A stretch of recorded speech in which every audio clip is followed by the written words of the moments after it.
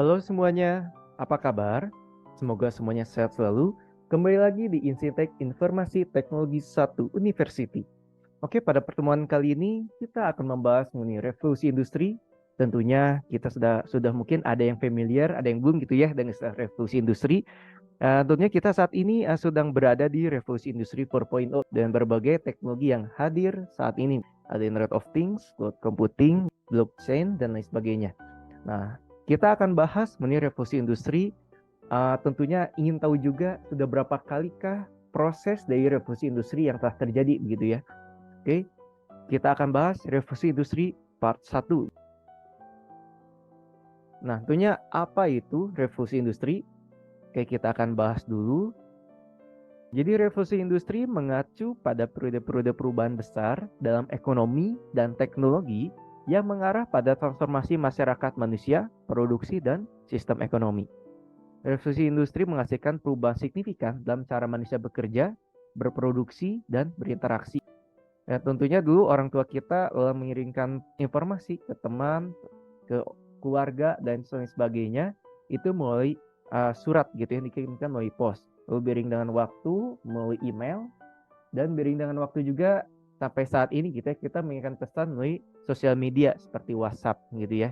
Tentunya kita bisa mengirimkan banyak grafis, gambar, video, suara, dan lain sebagainya. Yaitu contoh perubahan dari revolusi industri gitu ya. Lalu misalkan kita ingin kita mengirimkan uang, kita harus datang ke ATM atau ke banknya langsung untuk mengirimkan uang. Nah, saat ini luar biasa sekali kita bisa mengirimkan uang itu melalui mobile apps gitu ya. Kita melalui aplikasi mobile dari banknya. Jadi kita bisa transfer menjadi lebih mudah. Cek saldo atau pembayaran lain sebagainya itu menjadi lebih mudah banget. Nah, itu contoh dari revolusi industri juga. Kurang lebih ada gambaran ya mengenai revolusi industri. Nah, kita mulai dari revolusi industri ya, yang proses-prosesnya. Menurut European Parliamentary Research Service tahun 2015 menyampaikan bahwa revolusi industri sudah terjadi 4 kali gitu ya. Nah, kita mulai dari yang pertama ada namanya revolusi industri 1.0.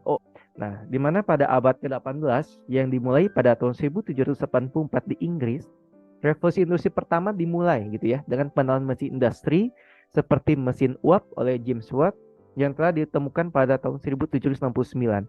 Nah, yang memungkinkan produksi massal dan meningkatkan efisiensi dalam mengadakan pekerjaan tangan manusia dan hewan.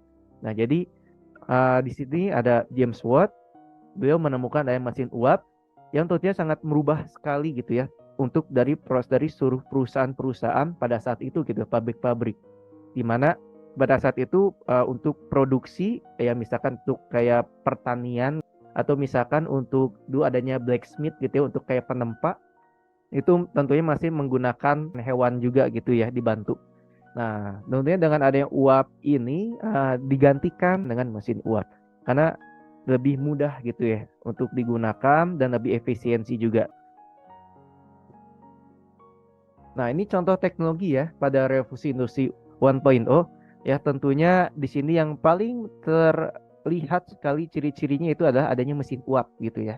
Nah, di mana ada kereta api uap, lalu ada teknologi tekstil juga, ada revolusi pabrik, bahkan ada kalau kita lihat ini ada kapal laut itu sudah menggunakan uap juga jadi lebih cepat gitu. Nah, ini contoh dari revolusi industri 1.0. Oke, kita akan selanjutnya ke revolusi industri 2.0, di mana revolusi industri 2.0 ini pada akhir abad ke-19 dan awal abad ke-20 tepatnya di tahun 1870 itu dimulai adanya industri 2.0 ini dengan perkembangan teknologi seperti tenaga listrik, adanya mesin diesel, dan produksi massal berbasis lini perakitan gitu ya. Nah, hal ini menghasilkan perubahan industri yang pesat, urbanisasi, dan meningkatkan standar hidup bagi banyak orang juga. Nah, di sini tentunya ada Bapak Nikola Tesla dan Thomas Alva Edison juga. Nah, tentunya beliau ini telah memberikan karya-karya juga terkait penemuan-penemuan terkait dengan listrik. Dan ini luar biasa sekali. Nah, di sini yang paling mencolok adalah dari industri 2.0 adalah adanya listrik gitu ya. Kalau sebelum 1.0 itu adalah dari mesin uap, di sini sudah adanya listrik. Tentunya dengan ditemukannya tenaga listrik ini memberikan lebih efisien lagi bagi perusahaan gitu ya dalam membuat suatu produk. Nah, tentunya dengan adanya lini perakitan. Nah, kita lihat dulu di sini contoh-contoh teknologi pada revolusi industri 2.0, di mana tadi ya ada jalur perakitan. Dulu misalkan pada 1.0 membuat itu harus satu-satu gitu ya. Satu produk satu beres maka rilis. Satu produk rilis lagi, satu lagi rilis gitu ya. Dan itu cukup lama gitu ya untuk prosesnya karena harus satu-satu. Tapi dengan adanya 2.0 sekarang udah ada namanya jalur perakitan, itu bisa terproduksi secara massal. Nah, misalkan di sini ada mobil gitu ya. Dari ujung sana udah ada yang bagian-bagiannya gitu ya. Ada yang bagian misalkan bannya, ada yang bagian lampunya, bagian setir, bagian kursi, sampai semua disusun sampai ke bagian mesin gitu ya, sampai sini.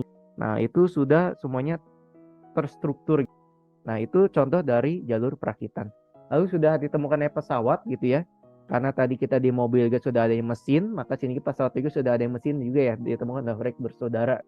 Lalu di sini di contoh juga ada telepon dan telegraf gitu ya. Karena sudah ada listrik juga, ini sangat terbantu sekali. Ini contoh dari teknologi pada revolusi industri 2.0. Oke, itu saja untuk part 1 kali ini. Semoga semua menambah wawasan mengenai revolusi industri. Selanjutnya kita akan bahas mengenai revolusi industri dari 3.0 dan 4.0 serta apa aja sih teknologi yang mendukungnya ya di 4.0 itu sendiri. Oke, itu saja untuk Isintek kali ini. Semoga ilmunya bermanfaat dan menambah wawasan bagi semuanya. Sampai jumpa di Isintek selanjutnya. Bye-bye.